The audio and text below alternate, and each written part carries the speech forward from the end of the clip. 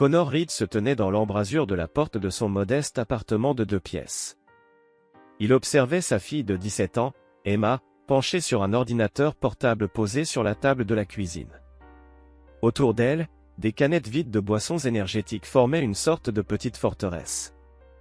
Des surligneurs fluo avaient laissé leurs traces sur presque toutes les pages de ces manuels de cours avancés. Si vous avez aimé la vidéo, n'oubliez pas de vous abonner à ma chaîne, d'activer les notifications, de laisser un like et un commentaire sous la vidéo. Depuis 3 ans, Emma se dépassait sans relâche. Elle maintenait une moyenne parfaite de 4.0 tout en travaillant les week-ends à la bibliothèque municipale pour étoffer son CV. « Papa, je l'ai eu », murmura Emma, la voix vibrante d'un enthousiasme qu'elle peinait à contenir. La bourse de la Fondation Morrison. Une prise en charge totale pour Stanford. Connor sentit son cœur se gonfler de fierté. Depuis le divorce, 2 ans plus tôt, il avait tout perdu, la maison, une bonne partie de ses économies, et il avait dû repartir de zéro en tant que consultant en sécurité indépendant. Mais Emma avait été son point d'ancrage, sa raison de continuer à se battre. Elle l'avait vu tout reconstruire depuis le néant, et cela ne l'avait rendu que plus déterminé à réussir. « Combien ?» demanda-t-il, même s'il connaissait déjà la réponse. La Fondation Morrison était l'une des plus prestigieuses du pays. Elle couvrait absolument tout, les frais de scolarité, le logement, les livres, un total de 240 000 $. Les mains d'Emma tremblaient en tenant la lettre d'acceptation. « Je l'ai vraiment fait. » Connor serra sa fille dans une étreinte intense, pleine d'émotion. La Fondation Morrison ne remettait chaque année que 5 bourses à l'échelle nationale. Emma s'était mesurée à des milliers de candidats, et c'était sa combinaison d'excellence académique, d'engagement communautaire et un essai déchirant sur les épreuves familiales qu'elle avait surmontées qui avait fait la différence. Son téléphone vibra. Lisa. Son ex-femme. Il hésita à décrocher. Une part de lui voulait ignorer l'appel, mais quelque chose l'en empêcha. Il répondit. « Connor, il faut qu'on parle de la bourse d'Emma », déclara Lisa d'un ton condescendant, ce même ton qui avait lentement empoisonné leur mariage. « Parler de quoi ? Elle l'a mérité. Trevor et moi avons beaucoup réfléchi, et nous pensons qu'il serait mieux que cette bourse aille à quelqu'un qui en a réellement besoin. Emma peut toujours contracter des prêts étudiants, comme tout le monde. » Connor sentit un froid glacial l'envahir. Trevor Walsh. Le nouveau mari de Lisa. Un promoteur immobilier, arrivé dans leur vie au moment du divorce. L'homme avait de l'argent, des contacts, et apparemment le pouvoir de convaincre Lisa que leur fille ne méritait pas ce qu'elle avait gagné à la sueur de son front. Lisa, Emma s'est battue pour ça. Elle a tout sacrifié. Nous la méritons plus qu'elle, trancha Lisa. Connor resta un instant figé. Le neveu de Trevor postule à Stanford l'année prochaine, reprit-elle.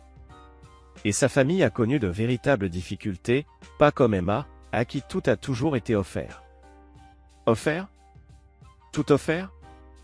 Connor tourna la tête vers Emma, qui faisait semblant de ne pas écouter tout en rangeant méticuleusement les documents liés à la bourse. Elle avait travaillé de nuit à la bibliothèque, donné des cours particuliers pour gagner quelques dollars de plus, et n'avait pas acheté de vêtements neufs depuis plus d'1 an afin d'économiser pour ses frais de candidature. Tu ne peux pas simplement lui retirer cette bourse, Lisa. En fait, si. Trevor a des relations au sein du comité de la Fondation Morrison. Il leur a déjà parlé d'un redéploiement de l'aide. C'est fait, Connor. La ligne coupa. Emma le regardait maintenant, le visage pâle. Papa, qu'est-ce qu'elle voulait dire ? Connor ne répondit pas tout de suite. Il pensait à Trevor Walsh, à son sourire suffisant durant les audiences du divorce, lorsqu'il restait assis derrière Lisa comme un chien de garde bien dressé. L'homme n'avait jamais manqué une occasion de faire des commentaires à peine voilés sur l'échec de Connor comme père, insinuant qu'Emma serait bien mieux dans un environnement plus stable. « Prépare un sac, dit Connor. On va voir ta mère. » Le trajet jusqu'à la nouvelle maison de Lisa dura 45 minutes. Elle vivait désormais à Westfield Heights, un lotissement huppé où Trevor possédait plusieurs propriétés. Leur maison était une grande bâtisse de style colonial, qui devait coûter plus cher que ce que Connor gagnerait en 5 ans. Trevor ouvrit la porte. Il était grand, légèrement bedonnant, avec cette assurance artificielle propre à ceux qui n'avaient jamais vraiment manqué de rien. Connor. C'est inattendu. Nous devons parler de la bourse d'Emma. En réalité, non, répondit Trevor en sortant sur le perron et en refermant la porte derrière lui. La décision est prise. La Fondation Morrison est d'accord, cette bourse doit aller à un candidat plus méritant. Plus méritant qu'une jeune fille qui a bossé sans relâche pendant 3 ans pour une moyenne parfaite? Le sourire de Trevor était condescendant. Connor, tu comprendrais si tu réfléchissais. Il s'agit d'héritage, de familles qui contribuent à leur communauté depuis des générations. La famille Walsh a des liens anciens avec Stanford. Emma, elle vient d'un foyer brisé. C'est alors que l'ancien soldat reprit le dessus. Connor avait servi 2 missions en Afghanistan comme rangé de l'armée. Il savait lire les gens, repérer leurs faiblesses. Et surtout, il savait planifier avec une précision chirurgicale. Il ne cria pas. Il ne menaça pas. Il se contenta de fixer Trevor pendant un long moment. Il grava chaque trait de son visage dans sa mémoire. Puis, il se retourna. Et il retourna à sa voiture. Emma pleurait maintenant. Est-ce que c'est vraiment fini? Non, ma chérie. Ce n'est pas fini. Mais il va falloir se battre pour le récupérer. Sur le trajet du retour, Connor élaborait déjà un plan. Trevor Walsh avait commis une erreur de jugement fatale, il avait supposé que Connor n'était qu'un ex-mari brisé de plus, prêt à accepter l'injustice en silence. Mais Connor n'était pas un homme ordinaire. C'était un vétéran aguerri, un survivant des zones de guerre. Il avait appris que dans les conflits, le vainqueur n'était pas toujours le plus fort ni le plus riche, parfois, c'était simplement celui qui était prêt à aller plus loin que ce que l'ennemi pouvait imaginer. Et Trevor Walsh venait de déclarer la guerre à la fille de Connor. Chapitre 2, Reconnaissance et préparation. Le lendemain matin, Connor entama ce qu'il appelait la collecte de renseignements. Il savait, grâce à l'armée, qu'une opération réussie commençait par une connaissance parfaite de l'ennemi, ses habitudes, ses faiblesses, ses relations et, surtout, ce qu'il avait de plus précieux. Il commença par les registres publics. Trevor Walsh était propriétaire de Walsh Development Group, une société spécialisée dans les projets résidentiels de luxe. L'entreprise, fondée par le père de Trevor dans les années 1980, valait aujourd'hui près de 30 millions de dollars.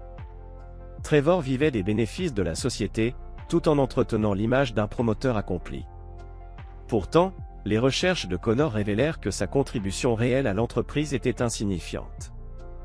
Mais ce qui était encore plus intéressant, c'était sa vie personnelle. Trevor était obsédé par sa réputation à Westfield Heights. Il siégeait au conseil du country club, organisait des événements caritatifs et apparaissait presque chaque semaine dans les pages « Société » du journal local. Son ego était immense, et son sentiment de supériorité reposait uniquement sur l'argent de sa famille et ses connexions mondaines. Lisa, l'ex-femme de Connor, avait toujours été attirée par le statut et le confort. Pendant leur mariage, elle n'avait cessé de se plaindre du salaire militaire de Connor et de leur train de vie modeste. Lorsqu'il avait quitté l'armée pour lancer son entreprise de conseil en sécurité, Lisa était devenue de plus en plus amère face à leurs difficultés financières. Le divorce avait été rapide et brutal. Lisa avait exigé plus de la moitié des biens communs, affirmant avoir sacrifié sa carrière pour soutenir Connor pendant ses années de service. Aujourd'hui, elle vivait dans le monde de Trevor, jouant à merveille le rôle de l'épouse mondaine parfaite. Connor avait vu ses publications sur Instagram, déjeuners caritatifs, soirées au country club, vacances luxueuses. Elle s'était entièrement réinventée. Mais Connor connaissait Lisa mieux que quiconque. Sous son vernis soigneusement appliqué, elle restait la même femme, fragile, paranoïaque, avide de validation, terrifiée à l'idée de perdre le statut qu'elle venait à peine de conquérir. Et cette insécurité serait une arme précieuse. Emma, elle, souffrait. Elle s'était encore plus investie dans ses études, comme si obtenir des notes parfaites pouvait miraculeusement lui rendre la bourse qu'on lui avait volée. Connor l'observait s'épuiser à la tâche, et sa résolution n'en devenait que plus inébranlable. « Papa, Stanford m'a appelé aujourd'hui » dit Emma un soir.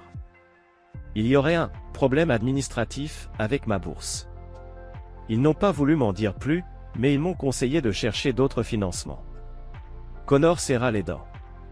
Trevor avait bel et bien des connexions puissantes. Et tu leur as répondu quoi? Que je trouverais une solution. Mais papa, sans cette bourse, je ne peux pas me permettre Stanford. Même avec des prêts, c'est beaucoup trop. Tu iras à Stanford, Emma.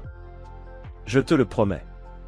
Ce soir-là, Connor passa un appel à son frère Mike, toujours en poste dans le renseignement militaire. J'ai besoin d'un service. Personnel ou professionnel? Personnel, mais ça pourrait nécessiter une certaine souplesse dans l'interprétation des règlements. Mike resta silencieux un instant.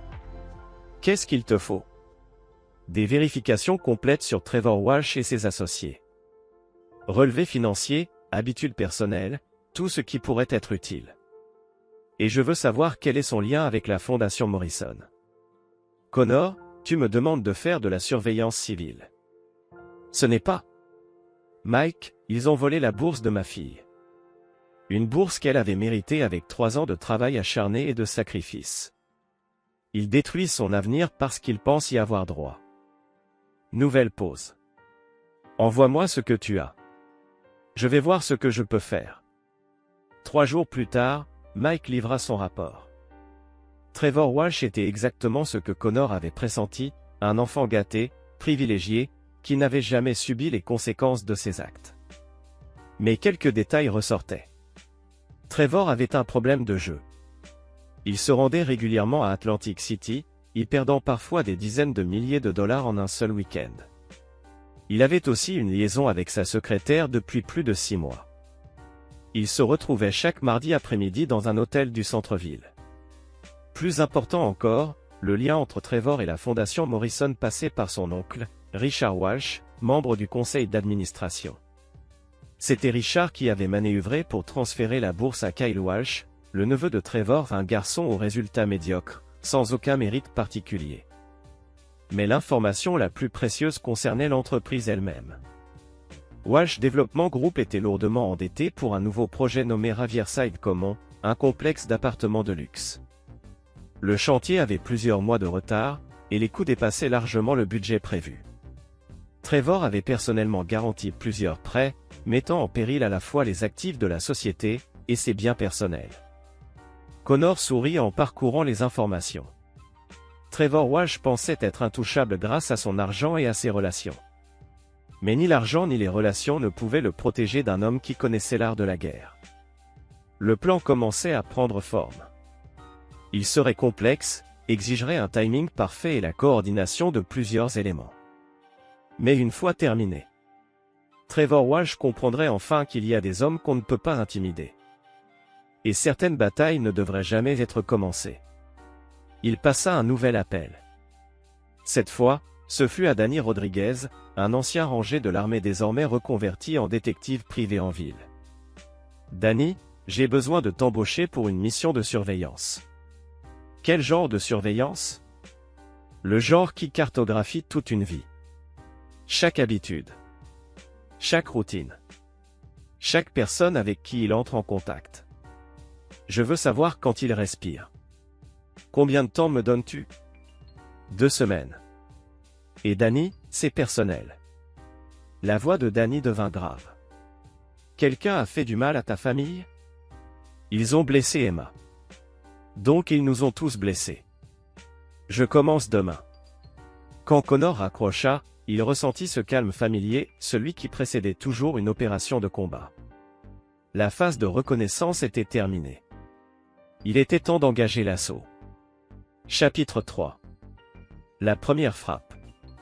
2 semaines de surveillance intensive avaient offert à Connor une vision d'ensemble de la vie de Trevor. L'homme était d'une prévisibilité confondante. Jogging matinal à 6 h.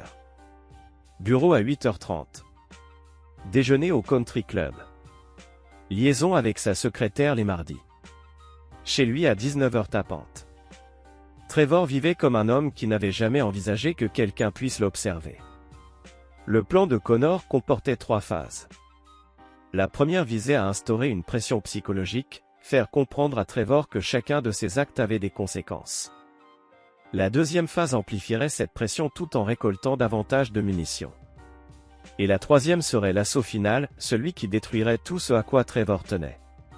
Pendant ce temps, Emma continuait à se battre, usant des voies officielles pour récupérer sa bourse. Elle écrivait des lettres à Stanford, à la Fondation Morrison. Connor soutenait ses efforts, bien qu'il sache qu'ils étaient voués à l'échec. L'oncle de Trevor avait trop d'influence. Les décisions avaient été prises dans des salons feutrés, à l'abri des regards. Mais Connor avait découvert quelque chose d'important au cours de sa surveillance. Le neveu de Trevor, Kyle, celui à qui la bourse avait été attribuée à la place d'Emma, était élève en terminale à la Westfield Prep Academy. Et plus encore, Kyle était très actif sur les réseaux sociaux, exposant sa vie de façon quasi exhibitionniste. Connor créa plusieurs comptes anonymes et se mit à documenter les moindres faits et gestes du garçon en ligne. Kyle était exactement ce que Connor avait imaginé. Prétentieux, gaspilleur, totalement inconscient de ses privilèges. Il postait des vidéos où il détruisait des objets de luxe pour s'amuser, faisait des commentaires racistes et sexistes, et se vantait d'avoir été accepté à Stanford malgré ses notes médiocres. Les contacts de papa sont incroyables, avait-il publié 2 jours plus tôt. J'ai une bourse complète à Stanford et je n'avais même pas envie d'y aller. Je vais peut-être abandonner après la première année pour faire le tour de l'Europe. Connor fit des captures d'écran de tout. Puis il lança la première phase. La première frappe était une guerre psychologique.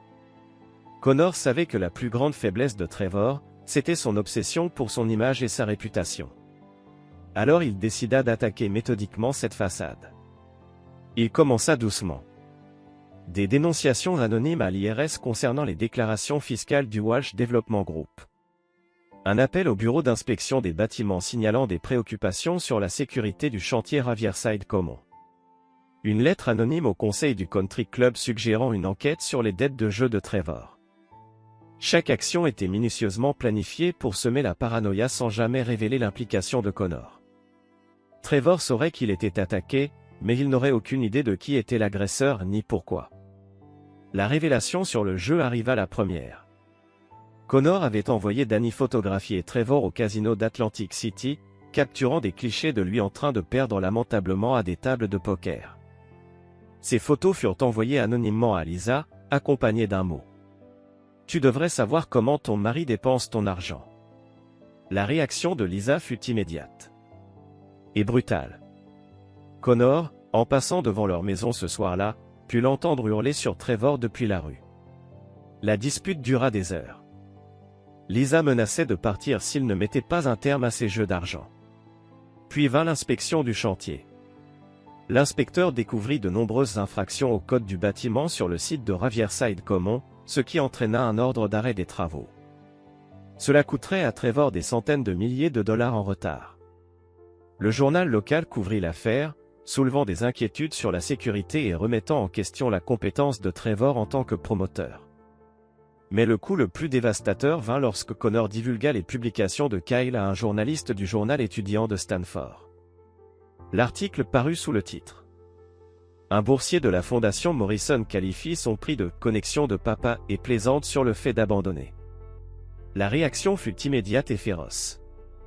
La Fondation Morrison reçut des centaines d'appels et de mails en colère. Le bureau des admissions de Stanford ouvrit une enquête. Et surtout, l'histoire devint virale sur les réseaux sociaux. Des milliers d'internautes exprimèrent leur indignation devant un système de bourse visiblement truqué au profit des familles riches. Connor observait la chute du monde de Trevor depuis sa voiture, garée en face des bureaux du Walsh Development Group. Trevor passait son temps au téléphone, tentant désespérément de gérer les différentes crises. Lisa avait temporairement emménagé chez sa sœur, emportant avec elle leur fils. Le Country Club avait discrètement demandé à Trevor de se retirer du conseil d'administration en attendant la résolution de ses problèmes de jeu. 3 jours plus tard, la police frappa à leur porte.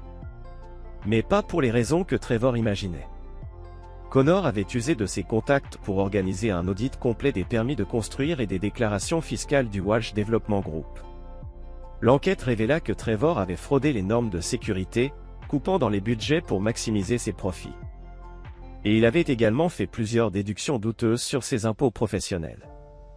Les accusations n'étaient pas assez graves pour entraîner une peine de prison, mais elles étaient suffisamment publiques pour anéantir la réputation de Trevor. Les journaux locaux avaient couvert son arrestation, et l'affaire s'était rapidement répandue dans toute la communauté huppée de Westfield Heights Society. Emma regardait les images diffusées à la télévision, partagées entre l'incompréhension et une étrange satisfaction. « Papa, est-ce que ça a un lien avec ma bourse d'études ?» demanda-t-elle. Connor passa doucement un bras autour des épaules de sa fille. « Parfois, ma chérie, la justice finit toujours par trouver son chemin. » Mais malgré tout, la bourse d'Emma restait perdue, et le plan de Connor était loin d'être achevé. La première phase avait servi à établir un rapport de force. Il s'agissait de faire comprendre à Trevor qu'il n'était pas intouchable, qu'il pouvait vaciller. La deuxième phase, elle, serait celle de la pression continue, implacable, jusqu'à ce que Trevor se brise complètement. Et la troisième phase, ce serait celle de la leçon. Celle qui apprend à un homme comme Trevor Walsh qu'il existe des personnes qu'on ne peut pas intimider, et que certaines guerres ont un prix bien plus élevé qu'il ne l'aurait jamais imaginé. Connor observa sa fille, absorbée dans ses révisions pour les examens AP, malgré tout ce qu'elle avait traversé. Elle méritait mieux. Mieux que le monde corrompu incarné par Trevor Walsh. Elle méritait un avenir fondé sur le mérite et le travail, pas sur les relations ni les pots de vin. C'est Trevor Walsh qui avait déclenché cette guerre, le jour où il avait choisi de voler une adolescente. Mais c'est Connor qui comptait la terminer. Chapitre 4, Pression et levier. L'arrestation n'avait été que le début. Depuis son poste de surveillance, Connor observait la vie de Trevor se désintégrer, pièce par pièce, d'une manière que celui-ci n'aurait jamais pu anticiper. Le scandale des jeux d'argent s'était propagé dans tout leur cercle social. Les infractions sur le chantier avaient coûté à Trevor près d'un demi-million de dollars en retard et en amende. Et l'affaire de la bourse avait rendu le nom de Walsh toxique dans tous les milieux académiques. Mais Connor ne se contentait pas de l'humiliation publique. Ce qu'il voulait, c'était la destruction totale. La phase 2 débuta avec la liaison de Trevor. Connor avait chargé Danny de documenter chaque rencontre du mardi avec sa secrétaire, une certaine Jennifer Croft, 23 ans, apparemment ignorante du fait que Trevor était marié. L'histoire durait depuis des mois. Trevor dépensait de l'argent de l'entreprise pour des hôtels de luxe, des cadeaux dispendieux.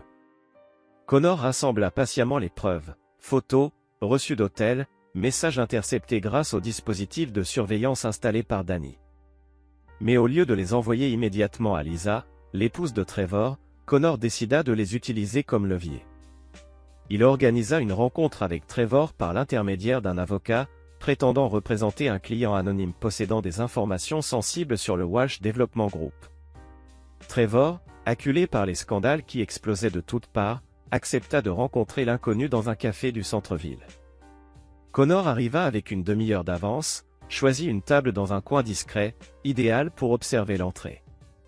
Quand Trevor entra enfin, Connor fut satisfait de constater les ravages des dernières semaines, le teint cireux, les traits tirés, les yeux hagards. Il semblait en permanence attendre une mauvaise nouvelle sur son téléphone. « Monsieur Walsh » dit Connor en se levant à son approche. Trevor se figea en le reconnaissant. « Toi. Qu'est-ce que tu fais ici ? Assieds-toi, Trevor. Il faut qu'on parle. Je n'ai rien à te dire. Quels que soient tes petits jeux. Ton aventure avec Jennifer Croft, intervint Connor, posant une seule photo sur la table. On y voyait Trevor et la secrétaire entrer ensemble dans le Marriott du centre-ville, le mardi à 14 h, chambre 1247. Elle croit que tu es divorcé. Le visage de Trevor se décomposa. Il s'assit lourdement, les yeux fixés sur la photo. Qu'est-ce que tu veux ? Que la bourse de ma fille lui soit immédiatement restituée. Je ne peux pas faire ça. La fondation Morrison a déjà. Connor posa une autre photo.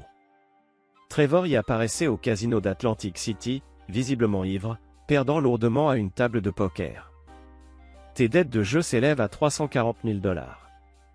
Soit plus que la trésorerie disponible de ton entreprise. Comment tu travailles avec qui ? Avec personne dont tu dois t'inquiéter. Je travaille seul, Trevor. Et je suis très bon dans ce que je fais. Connor se pencha légèrement. Voici ce qui va se passer.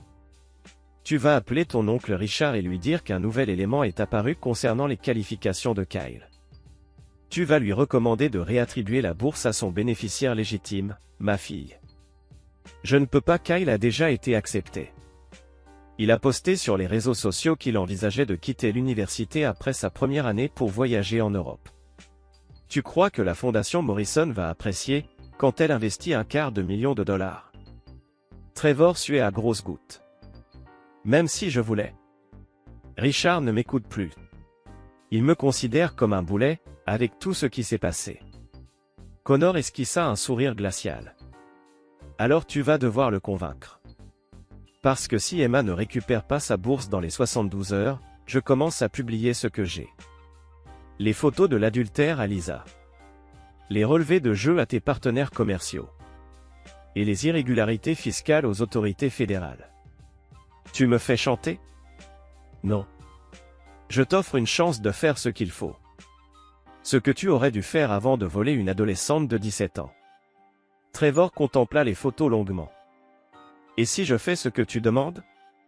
Si j'arrive à faire restituer la bourse, toi et moi, c'est terminé. Je disparais de ta vie. Tu ne me revois jamais. Comment je peux être sûr que tu ne te serviras pas de ces infos plus tard? Connor rassembla calmement les photos et se leva. Parce que, contrairement à toi, Trevor, je tiens parole.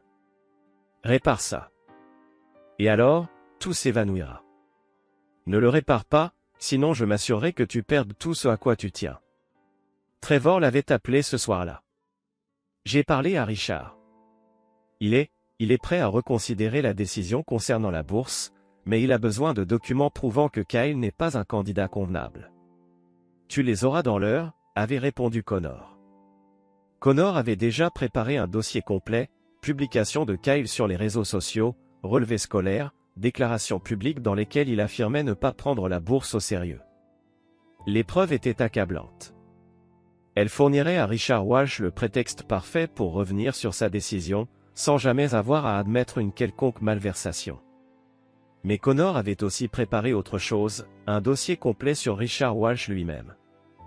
Cet homme avait ses propres zones d'ombre, notamment une série de transactions douteuses dans le monde des affaires, et une tendance à utiliser son poste au sein de la fondation pour en tirer des avantages personnels. Connor ne comptait pas utiliser ces informations, sauf en cas d'extrême nécessité. Mais il croyait fermement au plan de secours. Emma travaillait à la bibliothèque quand Connor reçut l'appel de Stanford. La fondation Morrison avait contacté l'université au sujet des « erreurs administratives » dans l'attribution des bourses. Celle d'Emma était immédiatement rétablie, accompagnée d'excuses officielles pour la confusion. Connor prit sa voiture et se rendit à la bibliothèque. Il la trouva en train de ranger des livres dans le rayon des romans pour jeunes adultes.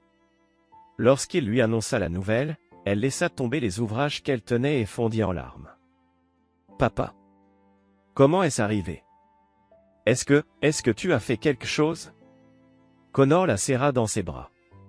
« Je me suis simplement assuré que les bonnes personnes sachent qui est vraiment Kyle Walsh. Parfois, la vérité suffit. » Mais même alors qu'Emma célébrait la bonne nouvelle, Connor n'en avait pas fini avec Trevor Walsh. Cet homme lui avait montré son vrai visage, celui de quelqu'un prêt à voler un enfant pour faire avancer les intérêts de sa propre famille. Trevor devait comprendre que ses actes avaient des conséquences. Certaines personnes ne se laissaient pas intimider sans riposter. Emma avait récupéré sa bourse, mais le plan de Connor avait toujours visé plus loin. Il s'agissait d'enseigner à Trevor Walsh une leçon qu'il n'oublierait jamais. Phase 3 allait commencer. Chapitre 5 : Le piège se referme. La bourse d'Emma rétablie, Connor aurait pu s'arrêter là. L'avenir de sa fille était assuré, et Trevor avait été suffisamment humilié pour y réfléchir à 2 fois avant d'intimider qui que ce soit d'autre. Mais Connor n'était pas de ceux qui laissent un travail inachevé. Trevor Walsh s'était révélé être le pire des prédateurs, un homme qui utilise sa fortune et ses relations pour dérober des opportunités à ceux qui les méritent. Il ne s'agissait pas d'un acte de désespoir ou de nécessité, c'était de l'arrogance pure. Trevor croyait avoir le droit de prendre ce qu'il voulait, quand il le voulait. Connor avait décidé de lui prouver le contraire. Le piège avait été en préparation pendant des mois. Tandis qu'il mettait publiquement Trevor sous pression à propos de la bourse, Connor œuvrait dans l'ombre à un plan bien plus vaste. Grâce à ses contacts dans le renseignement, il avait découvert que Richard, l'oncle de Trevor, utilisait son poste au sein du conseil de la fondation Morrison pour détourner des fonds vers des projets profitant à l'entreprise familiale Walsh. Le système était discret, mais redoutablement efficace. Richard recommandait des subventions pour des projets de développement communautaire, qui étaient en réalité des propriétés appartenant à Walsh Development. La fondation offrait alors des prêts à faible taux d'intérêt ou des subventions directes, permettant à Trevor de construire des résidences de luxe à moindre coût. Connor avait identifié au moins 4 cas de ce type au cours des 5 dernières années. Le montant total s'élevait à près de 2 millions de dollars. 2 millions censés financer des bourses et des projets sociaux. Mais le plus important, c'était que Trevor cherchait à étendre ce système. Le projet Riverside Common, actuellement paralysé par des retards de construction, était partiellement financé par une subvention que Richard avait fait approuver 3 mois plus tôt. Le véritable coup de maître de Connor concernait cependant Jennifer Croft, la secrétaire et maîtresse de Trevor. Après une enquête minutieuse, Connor avait découvert que Jennifer n'était pas une jeune femme naïve manipulée par son patron plus âgé. Elle était comptable, et elle aidait Trevor à dissimuler l'argent détourné dans les comptes de l'entreprise. Jennifer avait mis en place un système complexe de société écran et de fausses factures pour donner l'apparence de légitimité aux subventions de la fondation. Elle n'était pas une victime, mais la complice. Connor passa 2 semaines à documenter leurs relations et les crimes financiers. Il prit des photos de Jennifer accédant au système bancaire de l'entreprise de Trevor. Il enregistra des conversations où elle parlait du transfert d'argent à travers des comptes fictifs. Il obtint même des copies des fausses factures qu'elle avait rédigées. Lorsqu'il estima avoir rassemblé suffisamment de preuves pour les faire tomber tous les deux, il passa à l'action. Le plan nécessitait un timing parfait. Connor attendit que Trevor soit à sa réunion du mardi avec Jennifer, puis il appela la division des crimes financiers du FBI. « J'ai des preuves de fraude impliquant la fondation Morrison et le groupe Walsh Development, dit-il à l'agent au bout du fil. Plusieurs cas de fraude bancaire, blanchiment d'argent et évasion fiscale. Quel genre de preuves? Relevés bancaires, conversations enregistrées, photos, documents remontant à 5 ans. Je parle de 2 millions de dollars de fonds caritatifs détournés. » L'agent du FBI prit les informations de Connor et fixa un rendez-vous pour le lendemain. Connor remit alors tout ce qu'il avait rassemblé, état financier, photos de surveillance, enregistrements audio, ainsi qu'une chronologie détaillée du fonctionnement du système. « C'est très complet, » déclara l'agent en examinant les dossiers. « Comment avez-vous obtenu tout ça? » « Je suis détective privé agréé, » répondit Connor avec assurance. « J'ai été engagé par un client qui suspectait des irrégularités dans l'attribution des subventions. » « Et qui est ce client? » « Secret professionnel. Mais je peux vous assurer que cette personne a un intérêt légitime à ce que les fonds de la fondation soient utilisés correctement. » L'enquête du FBI démarra immédiatement. Moins de 48 heures plus tard, ils obtenaient des mandats pour examiner les comptes professionnels et personnels de Trevor. Ils mirent également en place une surveillance sur lui et sur Jennifer. Connor observait depuis l'autre côté de la rue lorsque les agents fédéraux perquisitionnèrent les bureaux du groupe Walsh Development. Trevor se rendit à son travail ce matin-là pour découvrir son immeuble encerclé de véhicules officiels. Les chefs d'inculpation, lorsqu'ils tombèrent, furent dévastateurs. Jennifer et lui furent tous deux arrêtés, inculpés de multiples chefs d'accusation, notamment pour fraude électronique, blanchiment d'argent et complot en vue de frauder une organisation caritative. Richard Walsh fut arrêté séparément pour son implication dans le stratagème. Mais la véritable satisfaction de Connor ne vint pas de ces arrestations, mais d'un effet collatéral bien plus savoureux. L'enquête avait révélé bien plus qu'une simple fraude à la fondation. Elle avait mis au jour les dettes de jeu de Trevor, son évasion fiscale et une douzaine d'autres crimes financiers. La vie entière de cet homme s'était révélée être un enchevêtrement de corruption, de privilèges et d'arrogance. Lisa demanda le divorce moins d'une semaine après l'arrestation de Trevor. Elle déclara n'avoir eu aucune connaissance des activités criminelles de son mari et se battait désormais pour protéger ses biens d'une saisie fédérale. Le club UP dont Trevor était membre l'expulsa sans ménagement. Ses projets de construction furent gelés par décision de justice. Mais surtout, la fondation Morrison dut procéder à une restructuration totale. Le scandale avait mis au jour une corruption généralisée dans leur processus d'attribution des subventions. Une nouvelle direction fut nommée, et des procédures de contrôle strictes furent instaurées pour prévenir tout abus à l'avenir. Emma apprit l'arrestation de Trevor en lisant le journal. « Papa, c'est incroyable. Il volait de l'argent destiné à des bourses. » « Certaines personnes pensent qu'elles ont le droit de prendre tout ce qu'elles veulent, répondit Connor. « Parfois, il faut leur rappeler que chaque acte a des conséquences. »« Tu crois que ça a un lien avec ce qui s'est passé pour ma bourse ?» Connor regarda sa fille, qui préparait désormais avec enthousiasme sa rentrée à Stanford. « Je crois que la justice a trouvé un chemin, ma chérie. Elle le fait presque toujours. » Mais pour Connor, la justice n'était pas encore totalement rendue.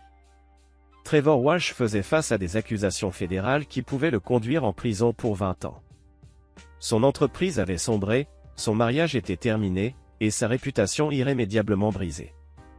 Pourtant, Connor voulait un dernier face-à-face. Il y avait quelque chose que Trevor devait comprendre, quelque chose sur le type d'homme qu'il avait choisi de défier. Chapitre 6 : Le jugement. La prison fédérale était bien différente de ce que Trevor Walsh avait imaginé.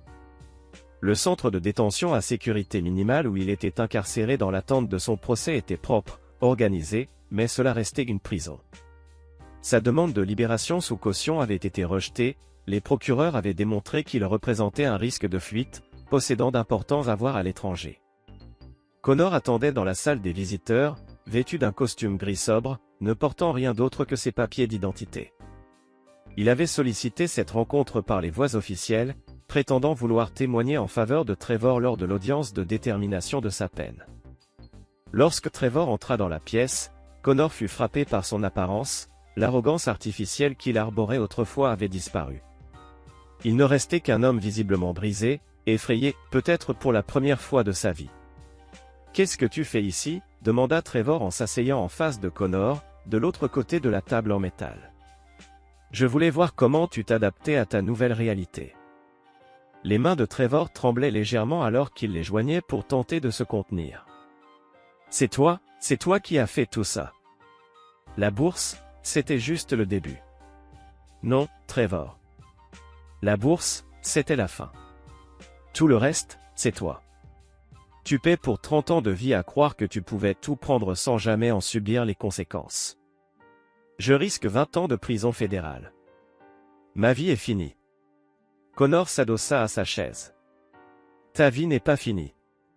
Elle est simplement différente, maintenant. Tu feras peut-être 12 ans avec bonne conduite. Tu sortiras à 58 ans. C'est encore jeune pour recommencer. » « Recommencer avec quoi ? Mon entreprise est ruinée, mes avoirs sont gelés, ma femme m'a quitté et a emporté notre fils. Je n'ai plus rien. Tu auras ce que tout le monde a, une chance de gagner ce que tu mérites à la sueur de ton front. Plus d'argent de papa. Plus de pistons familiaux. Plus de vols déguisés au détriment d'enfants. Juste toi, et ce que tu peux construire de tes propres mains. » Trevor perdit contenance. Emma a récupéré sa bourse. Pourquoi ça n'a pas suffi? Le regard de Connor resta imperturbable. Parce que tu devais comprendre à quel genre d'homme tu t'en étais pris. Tu pensais que je n'étais qu'un père divorcé de plus, facile à écraser par quelqu'un de plus puissant. Tu t'es trompé. Tu as détruit ma vie entière pour une dispute sur une bourse. Non, Trevor. Je n'ai rien détruit. Je l'ai dévoilé. Ce qui t'arrive aujourd'hui, c'est le résultat de décisions que tu as prises, bien avant de croiser la route de ma fille. La fraude à la fondation. Les jeux. Les maîtresses. L'évasion fiscale. Je n'ai rien inventé. J'ai simplement veillé à ce que les bonnes personnes soient informées. Trevor resta silencieux un long moment. Quel genre d'homme es-tu? Un père, répondit simplement Connor. Le genre d'homme qui tient ses promesses. J'ai promis à Emma qu'elle irait à Stanford. Et elle y va. Je t'ai promis qu'il y aurait des conséquences à ton vol. Et il y en a eu.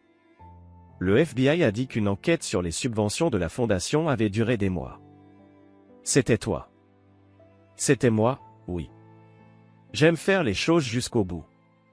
Je ne laisse rien au hasard, Trevor. Trevor balaya la salle du regard, comme s'il la voyait vraiment pour la première fois. Tu as tout planifié depuis le début. La bourse n'a jamais vraiment été une question de bourse. Non. La bourse, c'était l'avenir de ma fille. Tout le reste, c'était une leçon pour toi. Certains ne peuvent pas être intimidés, Trevor. Certains se défendent. Et d'autres, quand ils se défendent, ne s'arrêtent que lorsque l'ennemi comprend exactement ce qu'il a perdu. Connor se leva. Je veux que tu penses à quelque chose pendant ton séjour ici. Emma va à Stanford grâce à une bourse qu'elle a méritée, obtenue au prix de 3 années de travail acharné et de sacrifice. Elle va devenir médecin, avocate ou ingénieur. Elle va contribuer à rendre ce monde meilleur. Il marqua une pause à la porte. Ton neveu, Kyle, a abandonné Stanford après un semestre, pour faire le tour de l'Europe, exactement comme il l'avait dit. La fondation Morrison a mis toute ta famille sur liste noire. Ton fils devra désormais avancer seul, sans papa pour lui aplanir la route avec ses relations. T'es un monstre, murmura Trevor. Connor se retourna. Non, Trevor. Je suis juste un père. Un père qui aime sa fille plus que toi tu n'aimais la tienne. La seule différence entre nous, c'est que j'étais prêt à tout pour protéger son avenir. Toi, tu étais prêt à le lui voler, pour favoriser le tien. Connor quitta la prison et rentra dans son modeste appartement. Emma était assise à la table de la cuisine, encore une fois, mais cette fois elle ne remplissait plus de dossiers de bourse. Elle préparait son orientation à Stanford. « Ta journée de travail s'est bien passée, papa ?» demanda-t-elle sans relever les yeux. « Très bien. Tout s'est passé exactement comme ça devait se passer. » Emma sourit et retourna à ses documents. Elle planifiait son emploi du temps, faisait des recherches sur les professeurs, se préparait à la vie qu'elle avait méritée. Connor l'observa un moment, envahi d'un sentiment profond de satisfaction, un sentiment qui n'avait rien à voir avec la vengeance, mais tout avec la justice. Trevor Walsh purgerait sa peine. Et, peut-être, apprendrait-il enfin la différence entre mériter le succès et le voler. Mais surtout, Emma aurait l'avenir qu'elle méritait. Et Connor avait tenu sa promesse. Il y a des combats qui méritent d'être menés, quel qu'en soit le prix. Certains principes valent d'être défendus, peu importe les conséquences. Et certaines personnes, lorsqu'elles menacent ce que vous avez de plus précieux, doivent se souvenir qu'il existe encore, dans ce monde, des gens qu'on ne peut pas intimider. Trevor Walsh avait appris cette leçon. Connor espérait que cela lui servirait au cours des longues années à venir. Chapitre 7 La vérité finale. 3 mois après la condamnation de Trevor à 15 ans de prison fédérale, Connor reçut une visite aussi inattendue que troublante. Lisa se tenait sur le pas de sa porte, plus âgée, plus brisée qu'il ne l'avait jamais vue même au moment de leur divorce. « Il faut qu'on parle » dit-elle sans détour. Connor la laissa entrer, intrigué par ce qui avait bien pu pousser son ex-femme jusqu'à son seuil. Elle s'était pourtant employée publiquement à nier toute implication dans les crimes de Trevor, se présentant comme une victime de plus de ses mensonges. Une fois installée dans le modeste salon, meublé simplement, Lisa prit la parole, les yeux brillants d'une étrange intensité. « Je sais que c'était toi. » Connor ne répondit pas tout de suite. Elle continua. « Toute cette histoire. L'arrestation de Trevor, l'enquête sur la fondation, tout. C'est toi qui es derrière ça. »« Qu'est-ce qui te fait croire ça ?» demanda-t-il enfin. « Parce que je te connais. Quand quelqu'un blesse Emma, tu ne te contentes pas de te fâcher. Tu réagis. Et tu ne t'arrêtes que lorsque tu as gagné. » Elle balaya la pièce du regard, observant les meubles simples, l'atmosphère dépouillée de l'appartement. « Je sais aussi que tu es capable de planifier quelque chose comme ça. L'armée t'a appris à penser stratégiquement, à recueillir des informations, à mener des opérations complexes. Trevor était un criminel, Lisa. Le FBI a trouvé des preuves de fraude remontant à des années. Des preuves que quelqu'un leur a fournies. Des preuves que quelqu'un a patiemment collectées et classées. Elle le regarda droit dans les yeux. Depuis combien de temps tu prévoyais ça? Connor prit un moment. Mentir n'aurait servi à rien. Depuis le jour où Trevor m'a dit que tu méritais davantage la bourse d'Emma qu'elle-même. Avant l'arrestation. Avant l'enquête. J'ai commencé à rassembler des informations le lendemain du jour où il a volé la bourse d'Emma. La fraude de la fondation était bien réelle, Lisa. Je me suis juste assuré que les bonnes personnes en soient informées. Lisa resta silencieuse un long moment. Trevor dit que tu as détruit sa vie. Trevor a détruit sa propre vie. Moi, je n'ai fait que révéler ce qu'il cherchait à cacher. Mais tu l'as fait exprès. Tu avais prévu de le faire tomber dès le départ. Connor hocha la tête. Oui. C'était mon intention. Elle le dévisagea, partagée entre la peur et une sorte de fascination. Tu n'es plus l'homme que j'ai épousé. Non. L'homme que tu as épousé aurait accepté ce que Trevor avait fait. Il aurait cru que le système finirait par récompenser les bons et punir les mauvais. Mais maintenant, je sais autre chose. Parfois, les gens bien se font écraser par d'autres plus riches, plus puissants. Parfois, les salauds gagnent parce que personne n'ose les affronter. Et parfois, la justice a besoin d'un coup de main. Lisa se leva et s'approcha de la fenêtre donnant sur le parking. Tu sais ce qu'il y a de pire? Une partie de moi admire ce que tu as fait. Trevor était un voyou et un voleur. Il a eu ce qu'il méritait. Mais tu me fais peur, Connor. L'homme capable de planifier et d'exécuter tout ça, c'est quelqu'un que je ne veux plus avoir autour de moi. Connor comprenait. L'homme qu'il était devenu pour protéger Emma n'était pas quelqu'un que beaucoup accepteraient de côtoyer. Il avait franchi des limites que la plupart n'auraient même pas envisagées. Utiliser des compétences que peu possédaient. Emma ne sait rien, n'est-ce pas? Demanda Lisa. Emma sait que justice a été rendue. Elle n'a pas besoin d'en savoir plus. Et moi? Qu'est-ce que je deviens, maintenant? Connor regarda son ex-femme. Pour la première fois, il la vit avec clarté. Tu reprends ta vie. Tu trouves quelqu'un d'autre pour financer le mode de vie que tu veux. Et tu restes loin d'Emma et de moi, sauf en cas d'absolue nécessité. C'est tout? Après tout ce qu'on a vécu? Qu'est-ce que tu attendais, Lisa? Tu as choisi Trevor plutôt que ta propre fille. Tu l'as soutenu pendant qu'il lui volait ce qu'elle avait mérité. Tu ne t'inquiètes de tout ça que parce que tu en as subi les conséquences. Le visage de Lisa s'empourpra de colère. Je ne savais rien de la fraude à la fondation.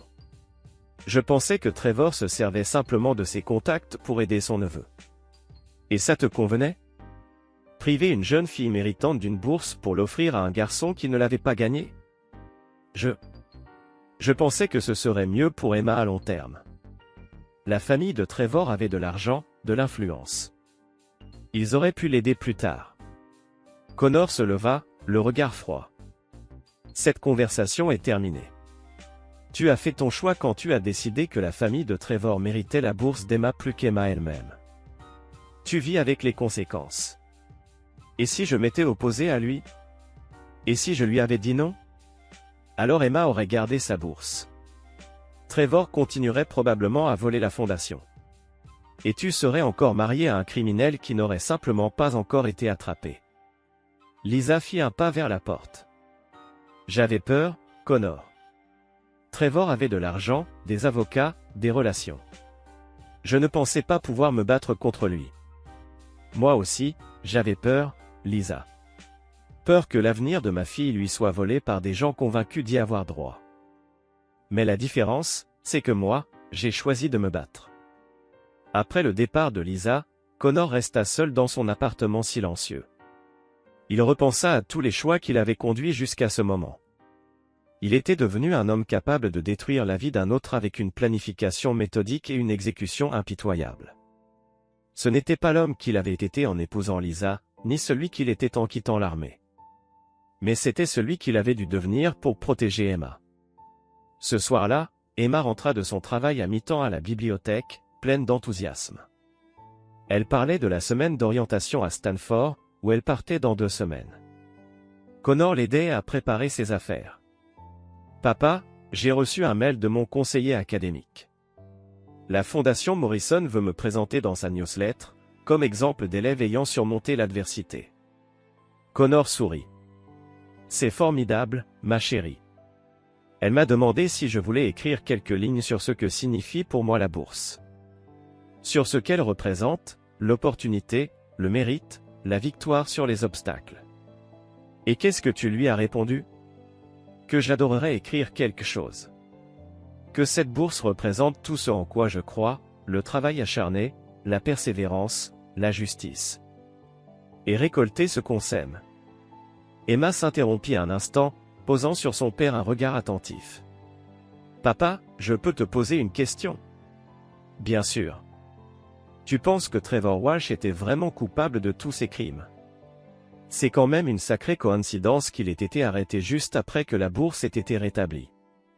Connor soutint le regard de sa fille. Je pense que Trevor Walsh était le genre d'homme qui croyait pouvoir tout prendre sans jamais en payer le prix. Et je pense qu'il s'est trompé. Emma hocha lentement la tête. Tant mieux. Parce qu'à un moment, j'ai vraiment cru que le monde était fait pour favoriser des gens comme lui. Que le travail dur ne comptait pas vraiment. Le travail dur compte toujours, Emma. Parfois, il a juste besoin d'un petit coup de pouce. Emma serra son père très fort dans ses bras. Je t'aime, papa. Merci de croire en moi. Je t'aime aussi, ma chérie. Toujours. Alors qu'Emma montait dans sa chambre pour travailler sur sa dissertation de bourse, Connor resta seul, méditatif. Il repensa à tout ce qu'il avait appris sur lui-même durant l'année écoulée. Il avait découvert qu'il était capable de planifier et d'exécuter des opérations qui pouvaient anéantir la vie d'un homme. Qu'il pouvait franchir des lignes morales et même légales quand il s'agissait de protéger quelqu'un qu'il aimait. Mais surtout, il avait compris que certains combats valaient tous les sacrifices. Emma allait entrer à Stanford parce qu'elle l'avait mérité. Pas par pitié. Pas par obligation. Elle réussirait dans la vie grâce à son mérite, à sa détermination.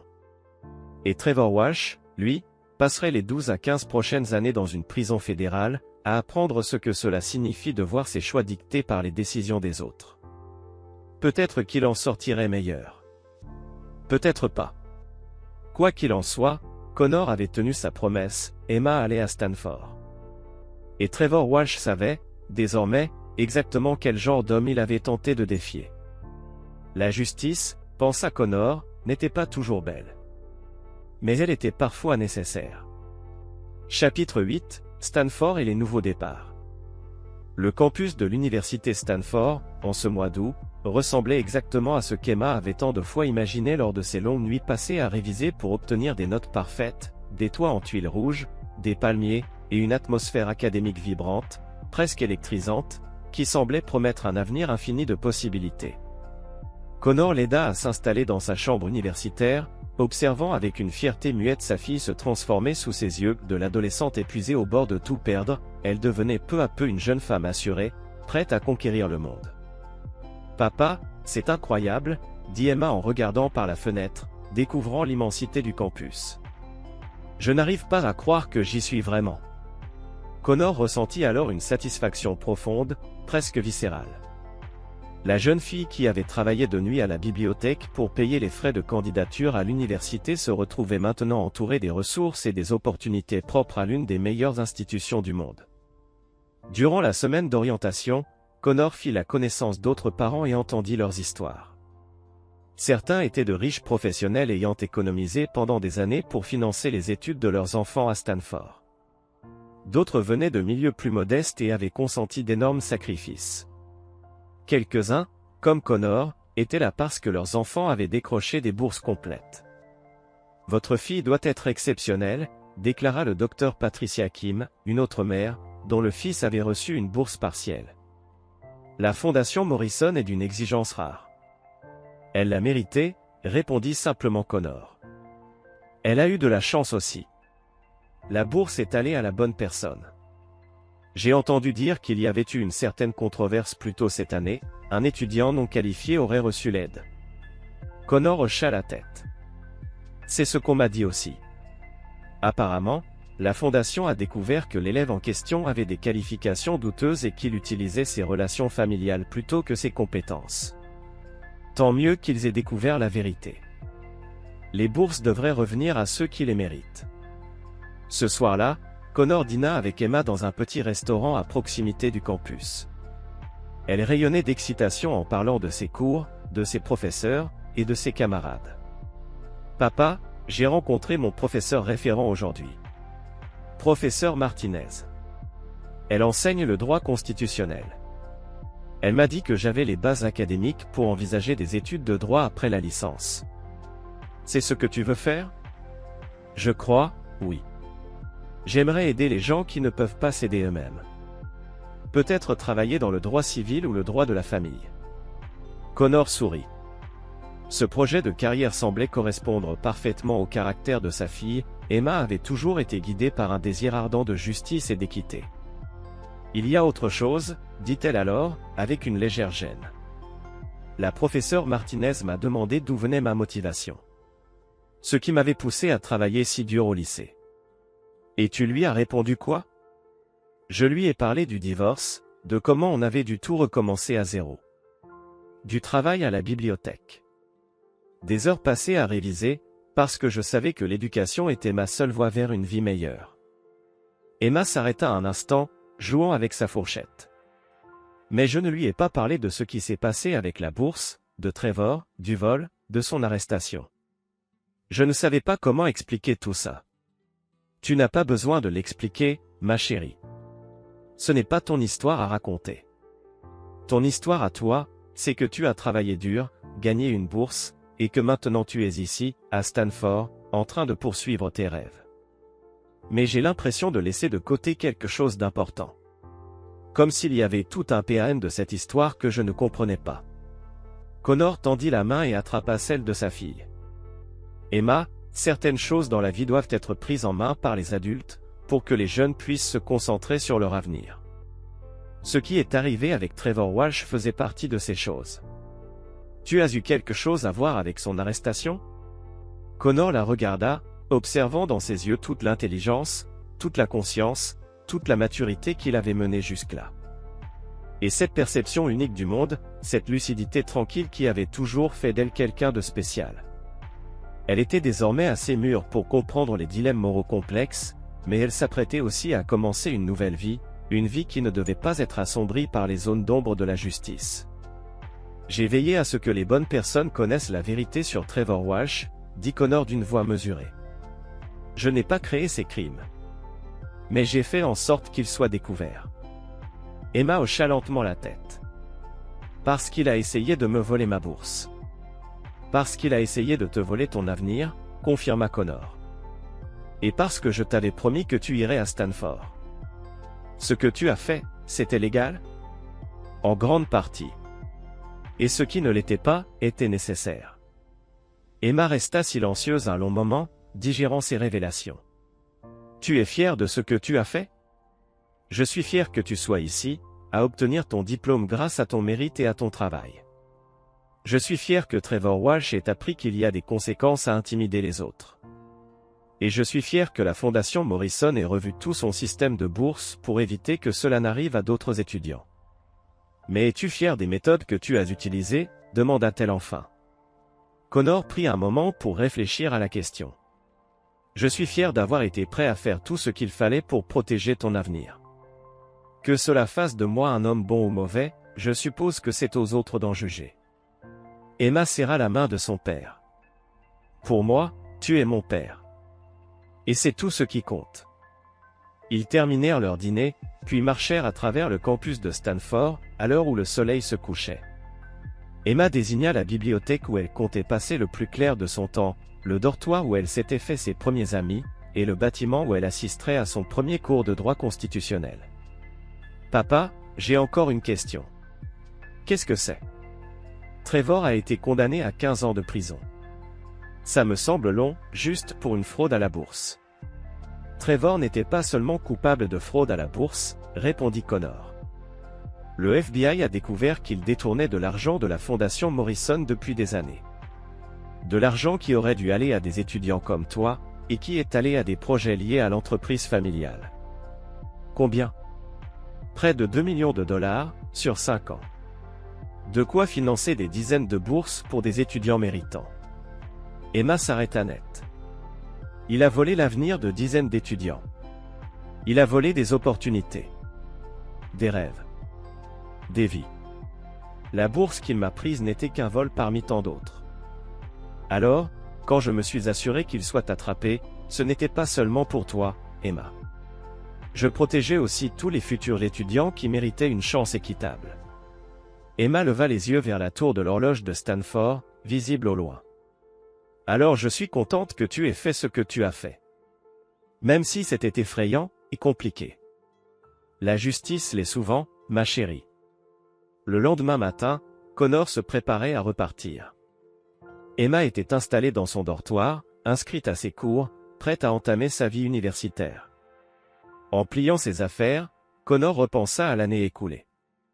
Il avait découvert en lui des capacités qu'il ne soupçonnait pas. Il avait franchi des limites morales et légales qu'il n'aurait jamais pensé franchir. Il était devenu quelqu'un capable de détruire la vie d'un homme, méthodiquement, avec précision. Mais il avait aussi tenu sa promesse, Emma était à Stanford, réalisant ses rêves grâce à son mérite et sa détermination. « Papa, » dit Emma, apparaissant dans l'embrasure de la porte de la chambre d'hôtel. « Avant que tu partes, je veux que tu saches quelque chose. »« Quoi donc ? » ?»« Je sais que ce que tu as fait pour moi, ça t'a changé. Tu es devenu quelqu'un de plus dur. De plus dangereux. » Connor ouvrit la bouche pour protester, mais Emma leva la main. « Et je veux que tu saches que je comprends pourquoi tu l'as fait. Et je t'aime pour avoir été prêt à devenir cet homme-là pour protéger mon avenir. » Elle le serra très fort contre elle.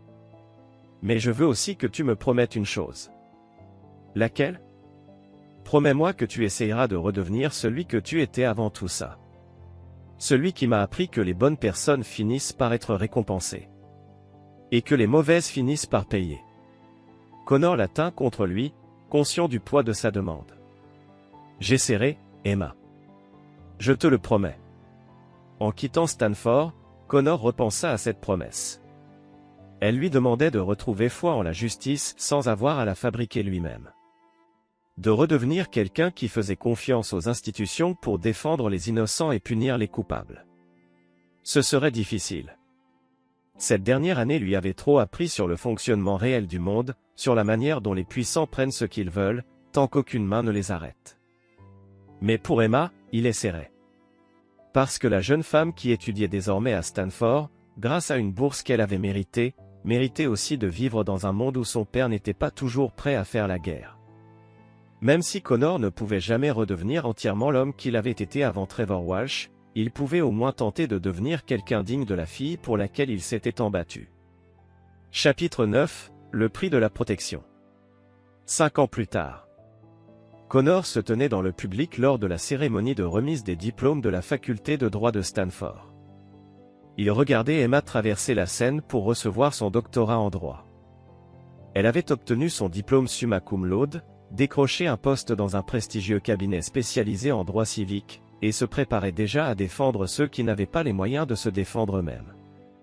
La jeune fille à qui Trevor Walsh avait failli voler une bourse était devenue exactement ce que Connor avait espéré, une femme capable de rendre le monde plus juste grâce à ses propres efforts et compétences. « Félicitations, maître, » dit Connor lorsqu'elle le retrouva après la cérémonie. « Merci, papa. Pour tout. » Ce soir-là, ils dînèrent dans le même restaurant où ils avaient mangé lors de l'orientation d'Emma, 5 ans plus tôt. Elle rayonnait de fierté et d'enthousiasme à l'idée de son avenir. Mais Connor devinait des questions plus profondes derrière son sourire. « Papa, je peux te poser une question que je me pose depuis longtemps. »« Bien sûr. Est-ce que tu regrettes ce que tu as fait à Trevor Walsh ?» Connor réfléchit longuement. En 5 ans, il s'était parfois posé la même question. Trevor était toujours en prison fédérale, purgeant ce qui serait finalement une peine de 12 ans. Sa vie avait été détruite. Son entreprise disparue. Son mariage brisé. Sa réputation ruinée. « Je regrette que cela ait été nécessaire, » dit Connor enfin. « Je regrette que le monde soit un endroit où un homme comme Trevor Walsh peut voler des opportunités à des gens comme toi, sans conséquence. Mais, est-ce que tu regrettes de l'avoir arrêté? Non. Je ne regrette pas d'avoir protégé ton avenir. Emma hocha lentement la tête. J'y ai beaucoup pensé en étudiant le droit, à la justice, et à vengeance? Et la justice? Quelle est la différence entre elles? Quelle conclusion as-tu tirée? Que parfois, ce sont une seule et même chose, et que parfois, les bonnes personnes doivent faire des choses difficiles pour protéger ce qui compte le plus. Emma tendit la main à travers la table et prit celle de son père. J'ai aussi compris que j'ai eu de la chance, d'avoir un père prêt à devenir quelqu'un de dangereux pour me protéger. Connor ressentit alors un mélange complexe de fierté et de tristesse. Fier qu'Emma ait saisi les raisons derrière ses choix, mais attristé qu'elle ait dû apprendre des leçons aussi dures sur le fonctionnement du monde. Il y a autre chose que je dois te dire, poursuivit Emma.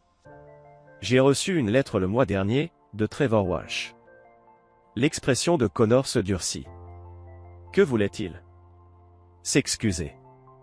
Pas auprès de toi, mais auprès de moi. Il a dit qu'il avait passé 5 ans en prison à réfléchir à ce qu'il avait fait, et qu'il voulait que je sache qu'il comprenait maintenant. Il avait essayé de me voler quelque chose que j'avais mérité. Et qu'as-tu fait de cette lettre? J'ai répondu. Je lui ai dit que ses excuses étaient appréciées, mais pas nécessaires. Que j'espérais qu'il avait compris qu'on ne vole pas la réussite, qu'on la gagne. Elle fit une pause. Je lui ai aussi dit que mon père m'avait appris que ceux qui tentent de voler aux enfants doivent s'attendre à des conséquences. Connor esquissa un sourire à ces mots. Et qu'a-t-il répondu? Il a écrit une dernière fois. Il a dit qu'il comprenait pourquoi tu avais fait ce que tu as fait. Et que, s'il avait eu une fille, il aurait espéré avoir eu le courage de se battre pour elle comme tu l'as fait pour moi. Tu le crois? Je pense que la prison l'a changé. Est-ce qu'elle a fait de lui un homme meilleur ou simplement plus prudent? Je ne sais pas. Mais je crois qu'il comprend, à présent, que les actions ont des conséquences. Ils finirent leur dîner puis se promenèrent une dernière fois sur le campus de Stanford, avant que la nouvelle vie d'Emma ne commence. Le mois suivant, elle commencerait à travailler dans un cabinet d'avocats, se consacrant aux affaires liées à l'accès à l'éducation et aux droits civiques. Papa, j'ai encore une question. Laquelle? Es-tu heureux de la tournure que tout cela a pris? Connor regarda sa fille brillante, accomplie, prête à améliorer le monde par ses propres efforts. Emma, je suis plus fier de toi que je ne l'ai jamais été de quoi que ce soit dans ma vie. Tu as gagné chaque chose que tu as accomplie. Et tu vas aider ceux qui ont besoin d'aide.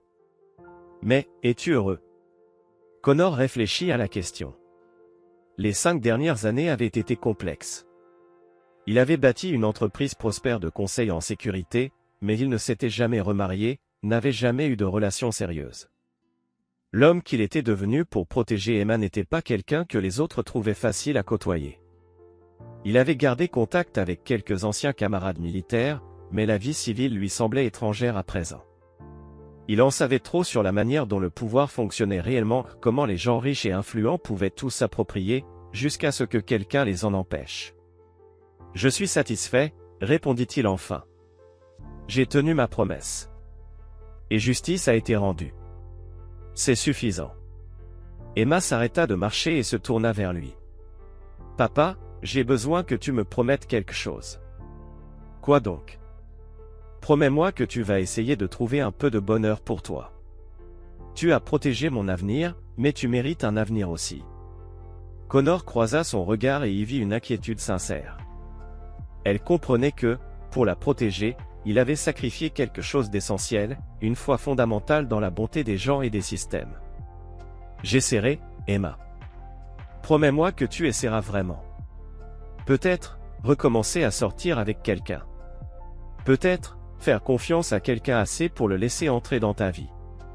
Je te le promets. Je vais essayer. » Ils s'étreignirent pour se dire adieu. Le lendemain matin, Emma prit la route pour Los Angeles, prête à commencer son nouveau travail. Connor, lui, prit l'avion pour rentrer dans son appartement et reprendre son activité de consultant en sécurité. Durant le vol, il repensa aux questions d'Emma, sur le bonheur, sur l'avenir. La vérité, c'est qu'il n'était plus tout à fait sûr de qui il était, en dehors du rôle de père et protecteur d'Emma. L'homme qu'il était avant l'affaire Trevor Walsh lui semblait appartenir à un autre siècle. Mais Emma avait raison, il méritait un futur, quelque chose au-delà de la simple satisfaction d'avoir tenu parole. Peut-être qu'il était temps d'essayer de construire quelque chose de nouveau. Quelque chose qui ne soit pas défini par la nécessité de se battre. En rentrant chez lui, il trouva un colis posé devant sa porte. À l'intérieur, une photo de remise de diplôme d'Emma, en toge et coiffée de son chapeau, accompagnée d'un mot. Papa. Merci de m'avoir appris que certaines choses valent la peine de se battre. Merci de m'avoir montré que les gens bien ne gagnent pas toujours, à moins que quelqu'un ne les aide. Merci d'avoir été prêt à devenir quelqu'un de dangereux pour défendre ce qui est juste. Et merci de m'avoir montré que l'amour, parfois, signifie être prêt à tout. Je t'aime. Emma. Connor posa la photo sur la table de sa cuisine et observa son modeste appartement. Pendant 5 ans, cet endroit avait suffi. C'était la base d'opération de l'homme qui avait anéanti Trevor Walsh et protégé l'avenir de sa fille. Mais peut-être était-il temps de voir si cet endroit pouvait devenir autre chose. Peut-être était-il temps de découvrir si l'homme prêt à franchir toutes les lignes pour protéger sa fille pouvait apprendre à construire quelque chose de bon, pour lui-même. Connor prit son téléphone et fit défiler ses contacts. Plusieurs femmes qu'il avait rencontrées dans le cadre de son travail avaient montré un intérêt à mieux le connaître. Il avait toujours décliné, incapable de laisser quiconque approcher assez près pour découvrir ce qu'il était devenu. Mais Emma avait raison. Il méritait une forme de bonheur, au-delà de la justice rendue. Connor sélectionna un contact et tapa un message. Salut Sarah, ici Connor Reed. Je me demandais si tu aimerais dîner un soir cette semaine? Il envoya le message avant de pouvoir changer d'avis. Quoi qu'il advienne ensuite, au moins il essayait d'honorer la promesse faite à Emma. Dehors, le soleil se couchait sur un monde devenu, ne serait-ce qu'un peu, plus juste, parce que Connor Reed avait été prêt à tout pour protéger l'avenir de sa fille. Trevor Walsh était en prison fédérale. La fondation Morrison avait réformé ses processus de subvention.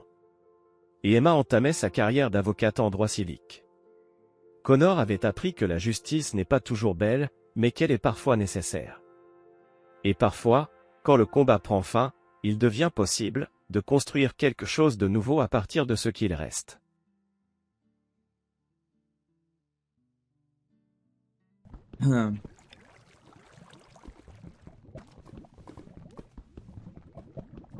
Johnny No Legs going crazy on the bets. It very much was. Okay, excellent. Alright, we're halfway there.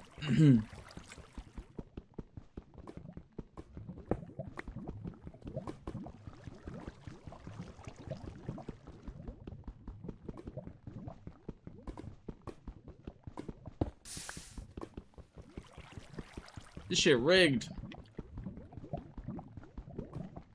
It might be. Why not? Who knows? Who's to say, really, if it's rigged?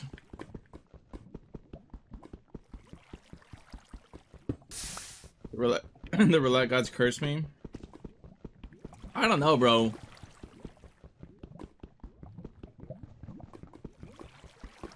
I seem to remember you having some generational runs. Like, absolute generational runs.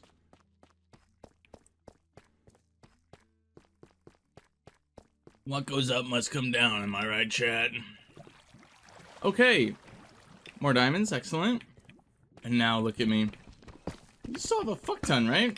Yeah, 39k. I mean, yes, that is a long way down from where you were. But you're still, like, up there on the leaderboard. Yeah, 5th place on the leaderboard. 150? Oh, damn. I thought it was just 100. Really at 150?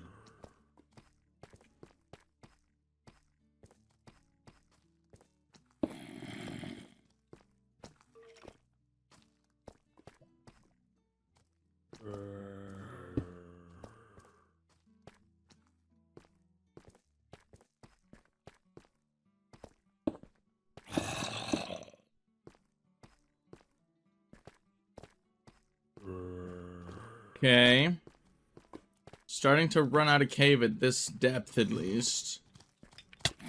Ay, ay, ay. Oh my god. I fucking hate these things, man. Whoever decided to add baby variants of zombies. I just want to talk, bro. I just want to talk.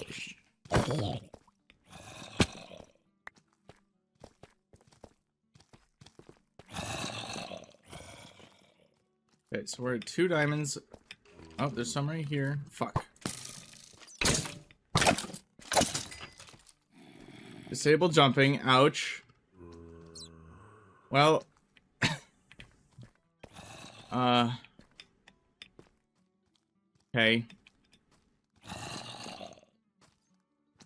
I would like to jump now. Thank you. Oh my god. Hey, get back. Nothing here. Alright, well. Need enough for armor, bro. All these 1 veins. Can't even make boots yet.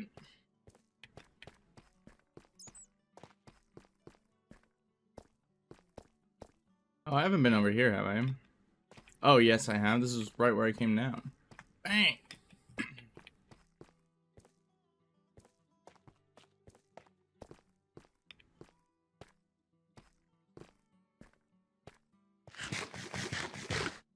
Okay.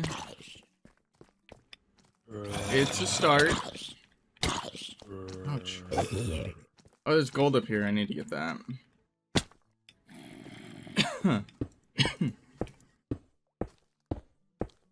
Hello, what's up, cute? Welcome back.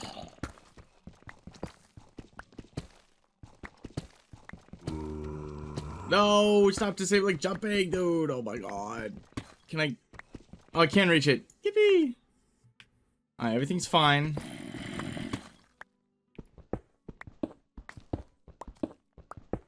Can I jump yet? Yay.